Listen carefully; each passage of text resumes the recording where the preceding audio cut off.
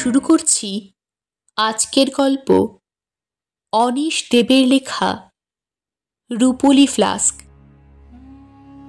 প্রথম কবে রূপক সরকারের সঙ্গে দেখা হয়েছিল মনে নেই, তবে এটুকু মনে আছে পার্ক স্ট্রিটের ফাউন্টেন বারে প্রায় প্রতিদিন সন্ধ্যাবেলাতেই ওর সঙ্গে আমার দেখা হতো।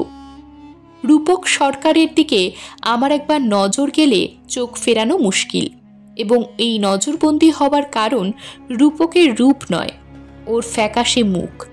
সে মুখে রক্তের যেন ছিটে ফোটাও নেই। রূপক সরকারের চেহারা মাঝারি, বয়স মোটামুটি ৪৫, গভীর কালো চোখ, এবং ওর ফ্যাকাশে সাদা মুখে ওই দুটো কালো বৃত্ত ছাড়া আর কোনো রঙের প্রলেপ নেই। মুখ নয়, সাদা চকচকে রূপোর পাতে তৈরি একটা মরণ মুখোশ। প্রথম নজরে ওকে দেখে আমি চমকে উঠেছিলাম। বারে ওর আসা যাওয়া ছিল দারুণ নিয়ম মাফিক। ঠিক ৭:৩০টায় আসেন, কোণের একটা টেবিল বেছে নিয়ে গেলাসের পর গেলাস বিয়ার হুইস্কি খেয়ে চলেন। তারপর ৯:১৯ বাজলেই অস্বস্তি ভরে বারবার তাকান ঘড়ির দিকে, চারপাশে ইতিউতি চোখ বুলিয়ে নেন। তারপর ঠিক ৯:৩০টায় বেরিয়ে যান। ফাউন্টেনের বেয়ারাদেরও এই নিয়ম মুখস্থ হয়ে গিয়েছিল। ৯:১৯ বাজলেই ওরা বিল নিয়ে এসে হাজির হতো সরকারের টেবিলে।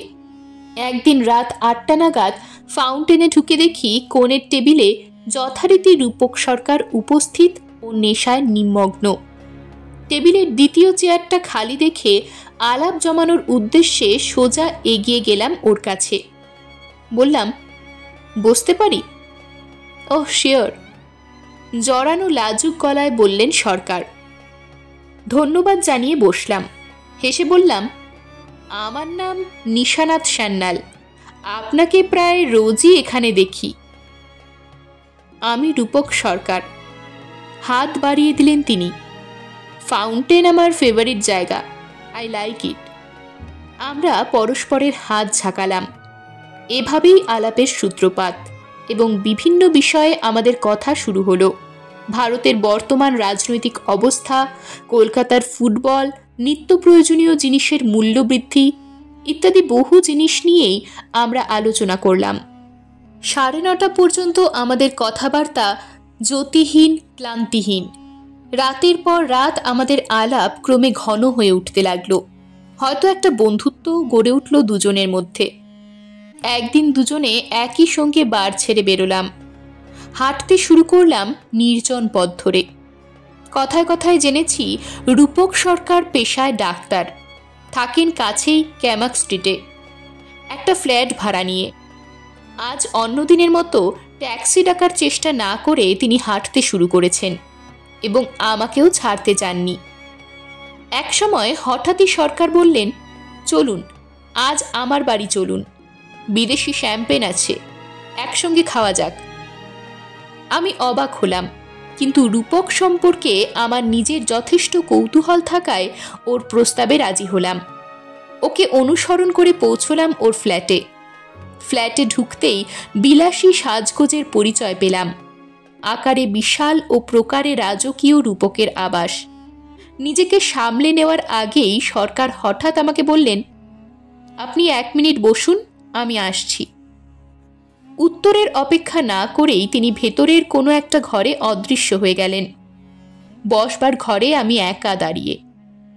ঘরের উপর জরিপ নজর রেখে সরকারের অপেক্ষায় রইলাম।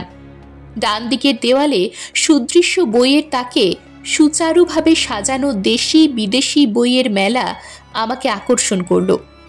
সেদিকে এগিয়ে গেলাম। প্রায় সঙ্গে সঙ্গেই পেছন থেকে শোনা গেল দরজা খোলার শব্দ, এবং তাকে অনুসরণ করে দৃপ্ত পায়ের ছন্দ। কি দেখছেন, বই? শুনতে পেলাম খুশি খুশি সরকারের গলা। বই পড়তে বুঝি ভালোবাসেন আপনি? সেরকম পোকা নই, তবে মাঝে মাঝে। কথা বলতে বলতে আমি ওর দিকে ঘুরে তাকিয়েছি, আর সঙ্গে সঙ্গে ভীষণভাবে চমকে উঠেছি। আমার সামনে এক নতুন রূপক দাঁড়িয়ে। গত কয়েক মাস যে রূপকের সঙ্গে আমি আলাপ করেছি, কথা বলেছি, এর সঙ্গে তার কোনো মিল নেই। এখন রূপকের চোখ মুখ প্রাণবন্ত, উজ্জ্বল, ফর্সা গাল টুকটুকে লাল, যেন রক্ত গোলাপ। বহু চেনা ফ্যাকাশে ভাব কোথায় মিলিয়ে গেছে। আমি অবাক চোখে নিষ্পলকে তাকিয়ে রইলাম। আমাকে দেখে চমকে গেছেন মনে হচ্ছে। তিনি প্রশ্ন করলেন, হ্যাঁ, মানে আমি ঠিক বুঝতে পারছি না। আপনি যেন পলকে ঝকঝকে টকটকে হয়ে উঠেছেন। কোনো জাদু টনিক খেয়ে এলেন নাকি? ডক্টর সরকার একটু ভেবে বললেন, আপনাকে সব বলবো, তবে তার আগে এক গ্লাস করে হয়ে যাক। সরকারের সুরে মনে হলো তিনি যেন বেশ মজা পেয়েছেন। দ্রুত পায়ে এগিয়ে গেলেন দেওয়ালে গাঁথা ক্যাবিনেটের কাছে। দরজা খুলে বোতল বের করে 2টো গেলাসে ঢেলে নিলেন নেশা। কাছে এগিয়ে এসে একটা গেলাস আমার দিকে বাড়িয়ে দিলেন। হেসে বললেন, ঠিকই ধরেছেন, জাদু টনিকই বটে, রক্ত। রক্ত? কি বলছেন আপনি? বোকার মতো ওর কথার প্রতিধ্বনি তুলে আমি প্রশ্ন করলাম। একটা সোফায় বসে শরীর এলিয়ে দিলেন রূপক সরকার। আমাকে বললেন, বসুন। তারপর সরাসরি আমার চোখে তাকিয়ে প্রশ্ন করলেন, আপনি ভ্যাম্পায়ারে বিশ্বাস করেন? না, মানে ও নিয়ে তেমন ভাবিনি। থতমত খেয়ে অগোছালো উত্তর দিলাম। বেশ, তাহলে এখন থেকে ভাবুন। সরকারের হাসি ধীরে ধীরে মিলিয়ে যাচ্ছে। অন্তরঙ্গ ভাবের বদলে এক অদ্ভুত দূরত্বের আবরণ ওর মুখের উপরে নেমে এলো। তারপর, ভ্যাম্পায়ার হলো আসলে অমৃত। দিনের বেলা ওরা সাধারণ মৃতদেহের মতো নির্জীব হয়ে পড়ে থাকে লুকোনো কোনো জায়গায়, আর রাতের অন্ধকার নেমে এলেই ওরা রক্তের খোঁজে চলাফেরা করে বেড়ায় জীবন্ত মানুষের জগতে। মানুষের রক্ত না হলে ওদের চলে না, আর যাদের রক্ত ওরা চুষে খায় তারাও ধীরে ধীরে ভ্যাম্পায়ার হয়ে যায়। এসব কথার কোনো উত্তর হয় না। একবার মনে হলো সরকার হয়তো আজ একটু বেশি খেয়ে ফেলেছেন, সুতরাং হাতের গেলাসে একটা ছোট্ট চুমুক দিয়ে চুপ করে রইলাম। সরকার বললেন, আমাদের বংশে কয়েকশো বছরের পুরনো এক অভিশাপ আছে। আমার ঠাকুরদার বাবা, ঠাকুরদা, আমার বাবা সবাই মারা গেছে ভ্যাম্পায়ারের হাতে। ওরা আমাকেও মেরে ফেলার চেষ্টা করছিল। বহু বছর ধরেই সে চেষ্টা করে চলেছে, কিন্তু বরাবরই আমি ওদের ফাঁকি দিয়েছি। ওর কথা বিশ্বাস করছি এমন ভান করাটাই ভালো হবে বলে মনে হলো। তাছাড়া আমার বেশ কৌতূহল হচ্ছে, সুতরাং জানতে চাইলাম, কিভাবে ফাঁকি দিলেন?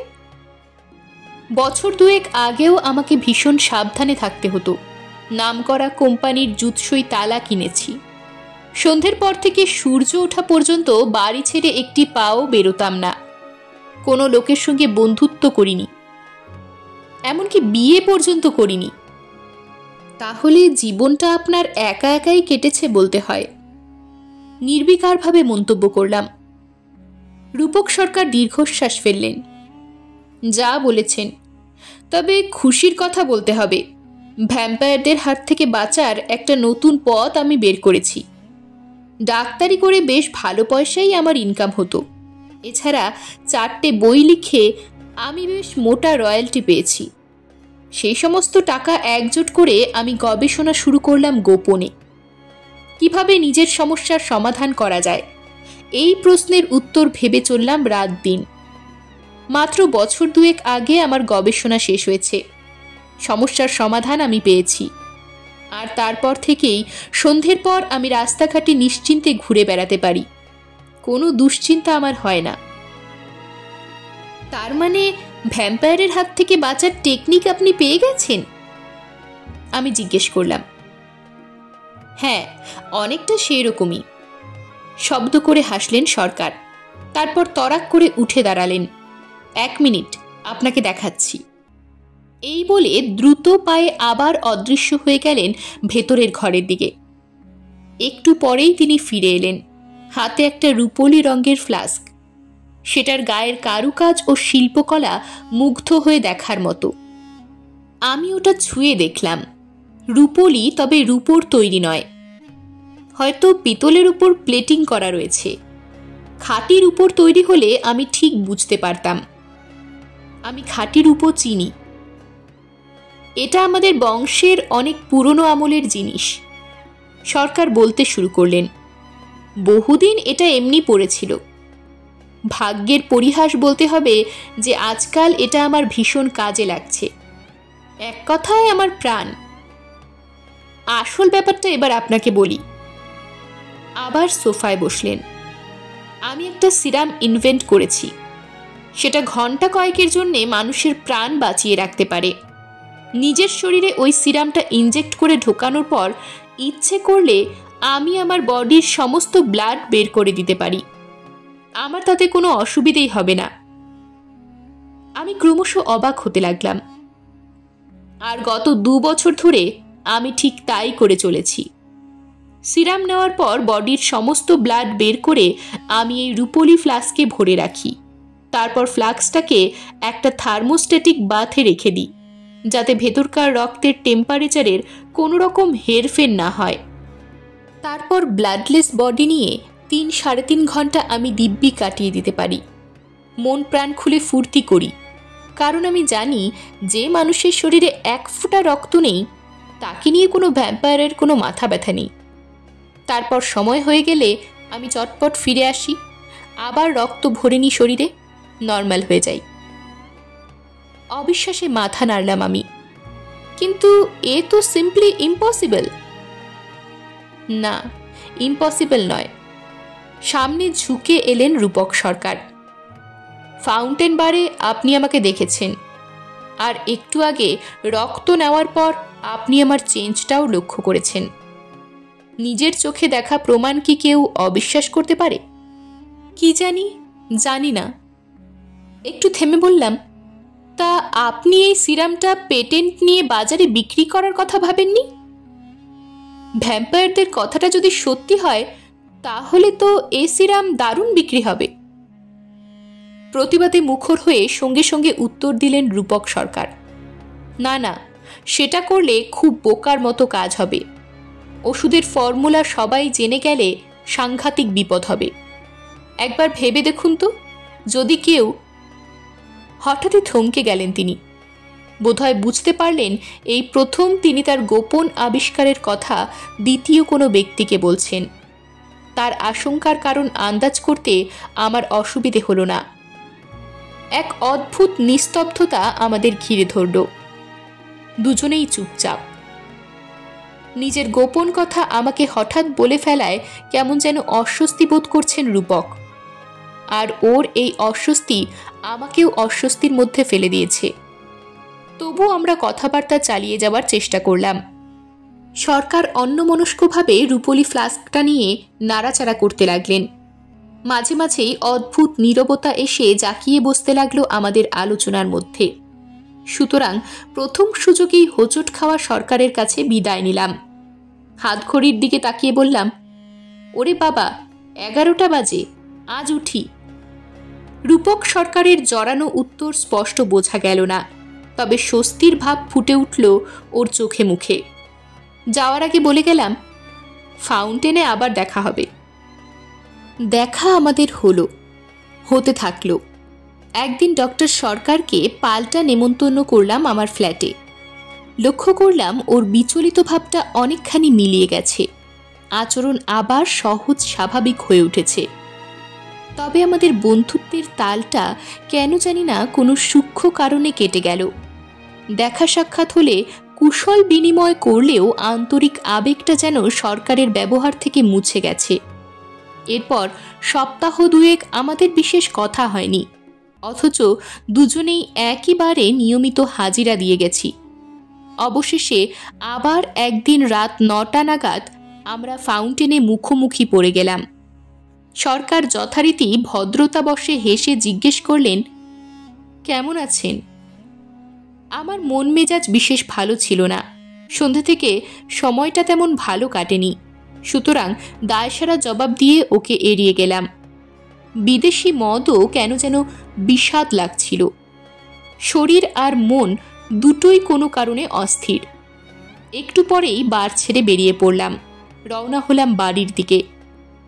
ঘণ্টাখানেকের মধ্যেই বাড়ি ফিরে এলাম। হাত মুখ ধুয়ে জামা কাপড় ছেড়ে নিলাম। রোজকার মতো খাবার টেবিলে বসতে যাব। কলিং বেল বেজে উঠল। অবাক হলাম, কে ডাকতে এলো এত রাতে? টেবিল ছেড়ে উঠে গেলাম দরজার কাছে। দরজা খুলতেই দেখি রূপক সরকার দাঁড়িয়ে, ওর কালো চোখে উদ্ভ্রান্ত বন্য দৃষ্টি, মুখ কাগজের মতো ফ্যাকাশে। কি ব্যাপার এত রাতে? আমি জিজ্ঞেস করলাম। ওটা চুরি হয়ে গেছে, রুদ্ধশ্বাসে বলে উঠলেন সরকার। কোনটা? রূপলি ফ্লাস্কটা।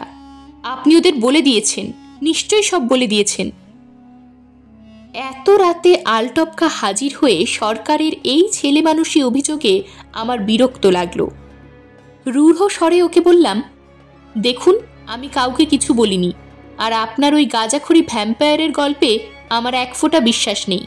আপনি নিজেই হয়তো ফ্লাস্কটা ভুলে অন্য কোথাও রেখেছেন, ভালো করে খুঁজে দেখুন গিয়ে। কর্কশভাবে তিক্ত হাসি হাসলেন রূপক সরকার। ভুল করব?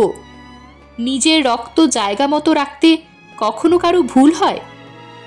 যে করে হোক ওটা আমাকে খুঁজে বের করতেই হবে, এক্ষুনি, হাতে আর সময় নেই। ওটা কোথায় যে গেল? ঠান্ডা গলায় বলে উঠলাম, আপনার ফ্লাস্কের ব্যাপারে আমি কিছু জানি না, আর জানতেও চাই না। তবে বন্ধু হিসাবে একটা কথা আপনাকে বলি, এক্ষুনি কোনো হাসপাতালে যান, গিয়ে রক্ত নিন, এছাড়া আর কিছু করার নেই। ওর মুখের উপর দমাস করে দরজা বন্ধ করে দিলাম। সঙ্গে সঙ্গে কলিং বেল আবার বাজতে শুরু করলো, এক টানা।